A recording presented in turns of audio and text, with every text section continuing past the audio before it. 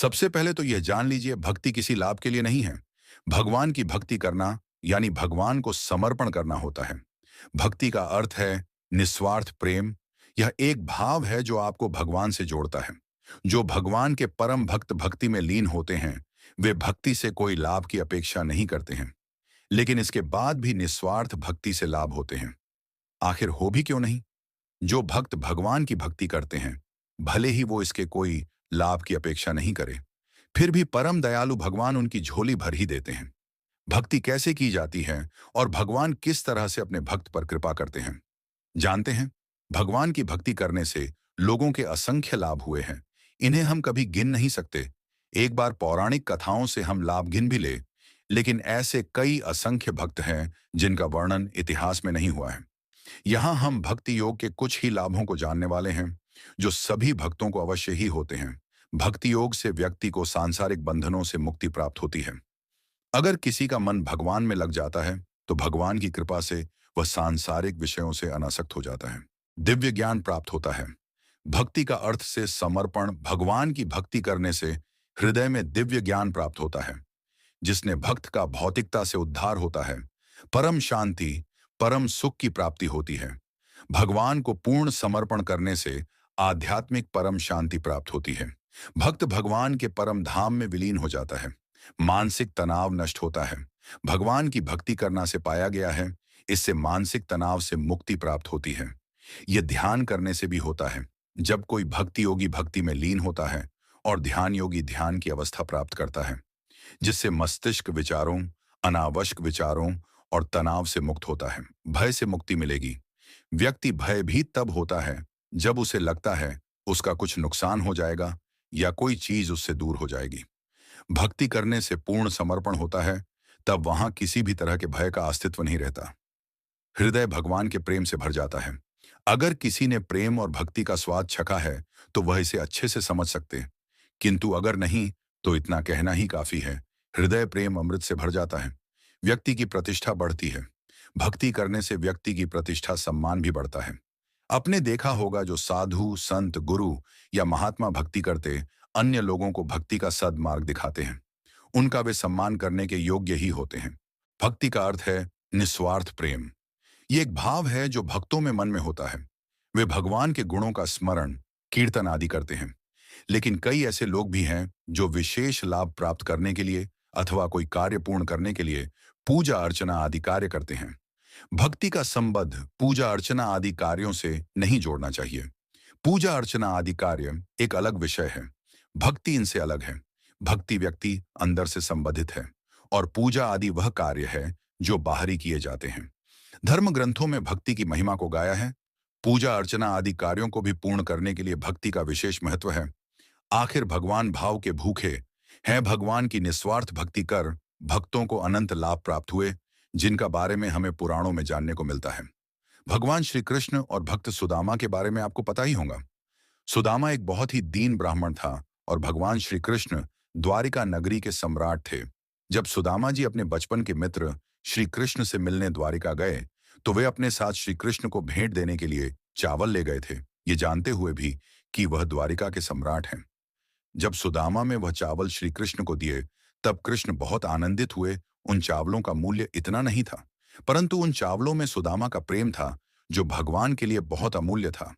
जब कोई स्वयं के सुख प्राप्त करने के लिए भगवान को भोग समझने लगता है, वह पूजा अर्चना भजन आदि कार्य करता है, लेकिन वह कभी भक्ति नहीं कर पाता। भक्ति यह बिल्कुल नहीं है कि इसे कर फल प्राप्त होगा और व्यक्ति को यह कार्य करने के लिए समय दे, बल्कि भक्ति तो एक अंतर्मन की बात है, जो बिना कोई बाहरी कर्म किए भी की जा सकती है। भक्ति निस्वार्थ प्रेम से की जाती है, जहां कोई मोह नहीं होता, और भक्त भगवान का लीलाओं, श्रवण कीर्तन, जाप आदि करते हैं। भक्ति करने के लिए किस भगवान को चुना जाए, इस बात को समझने के लिए आपको बाहर किसी से पूछने को आवश्यकता नहीं है। यह आपको स्वयं जानना कि आप किस भगवान की निस्वार्थ भक्ति कर सकते हैं। भक्ति करने का कोई निश्चित समय नहीं होता। भगवान के परम भक्त खाते पीते नहाते चलते काम करते सदैव भगवान के भक्ति में लीन रहते हैं। भक्ति कितनी करनी चाहिए यह महत्वपूर्ण नहीं है, बल्कि भक्ति कितनी शुद्ध है यह महत्वपूर्ण है। जहां भक्त भगवान के चरण कमलों में भक्त पूर्ण करता है, उसी पल वह उद्धार को प्राप्त हो जाता है। इसमें जरा भी देरी नहीं होती। भगवान के निस्वार्थ भक्तों ने भक्ति कर भगवान की कृपा प्राप्त की, जिससे उन्हें भक्ति के अनमोल लाभ प्राप्त हुए। साधकों, भगवत भक्ति का मोल केवल वही जान सकता है जिसके भाग्य में भक्ति लिखी हुई है। अन्यथा बाकी लोगों को तो यह पागलपन भी लग सकता है, लेकिन वास्तविकता में वे अज्ञानी हैं, क्योंकि भक्ति मनुष्य जीवन के कल्याण का मार्ग है। अगर आप एक भक्तिपूर्ण व्यक्ति हैं, तो यह लेख आपके लिए ही है। यहाँ मैंने भक्ति के 30 से भी ज्यादा अनमोल वचन साझा किए हैं। इन्हें पढ़िए, आपको अवश्य पसंद आएंगे। जब भक्ति में थोड़ा भी मन लगे, तब संभाल लेना प्रभु की कृपा प्राप्त हो चुकी है। यदि कोई बड़े से बड़ा दुराचारी भी अनन्य भक्ति से मुझे भजता है, तो भी वह साधु कहने के योग्य है। उसकी शीघ्र ही मुक्ति हो जाती है और वह धर्मात्मा बन जाता है और शांति प्राप्त करता है। मुझे न कोई जीव अप्रिय है और न प्रिय है, लेकिन जो श्रद्धा और भक्ति से मेरी उपासना करते हैं, वे मेरे समीप होते हैं और मैं भी उनके समीप होता हूँ। हे अर्जुन, तुम सदा मेरा स्मरण करो और अपना नियत कर्म करो। मुझे अर्पण किए बुद्धि और मन युक्त होकर तुम मुझ में वास करेंगे और मुझे प्राप्त करोगे। जैसे प्रज्वलित अग्नि लकड़ी को जला देती है, वैसे ही ज्ञान कर्म बंधनों को नष्ट कर देता है। हमेशा संतुष्ट रहने वाला, ईर्ष्या रहित, सफलता और असफलता में संभव रहने वाला योगी कर्म करता हुआ भी कर्म से नहीं बनता। हे अर्जुन, जो आशा रहित है, जिसने चंचल मन और इंद्रियों को अपने वश में कर लिया है, जिसने सब प्रकार के स्वामित्व का परित्याग कर दिया है, वह मनुष्य देह से कर्म करते हुए भी पाप को प्राप्त नहीं होता और कर्म बंधन से मुक्त हो जाता है।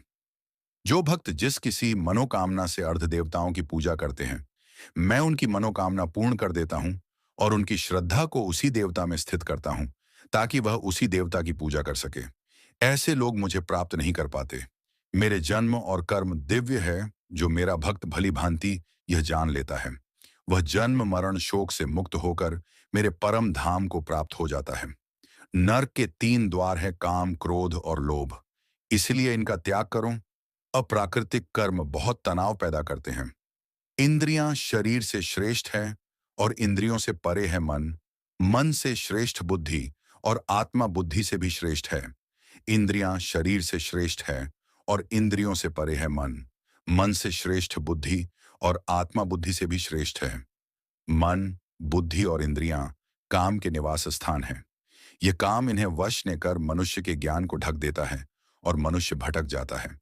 जो मनुष्य बिना आलोचना किए श्रद्धापूर्वक मेरे उपदेश का सदा पालन करते हैं, वे कर्मों के बंधन से मुक्त हो जाते हैं। पूर्णिमा, अशांत मन को नियंत्रित करना कठिन है, लेकिन अभ्यास से इसे नियंत्रित और आत्मा के वश में किया जा सकता है।